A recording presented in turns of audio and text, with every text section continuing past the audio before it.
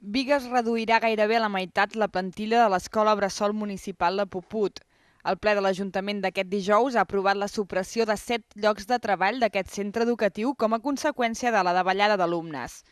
Amb l'acomiadament de 5 mestres i 2 auxiliars, la plantilla de l'Escola Bressol quedarà amb 8 treballadors. El govern justifica la retallada d'aquests llocs de treball per la davallada de més d'un 37% de les matrícules per l'any que ve. Com a conseqüència, es tancaran 3 aules i en quedaran 5 d'obertes, però no estaran al 100% d'alumnes.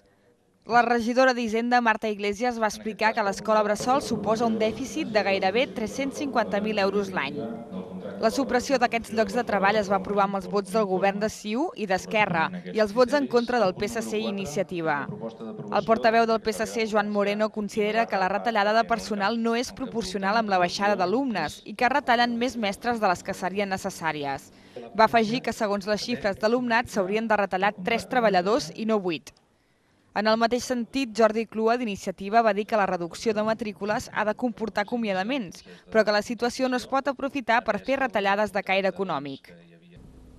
El ple també va aprovar, amb només els vots en contra del PSC, la sol·licitud de prohibir el trànsit als camins de la Pineda i la Madella, que són els que porten els gorgs de Riells. Tots els grups polítics van votar a favor d'una moció d'Esquerra que proposa fer horts urbans destinats a persones en situació d'atur o amb pocs recursos, prenent el model d'aquests que s'han fet a Caldes.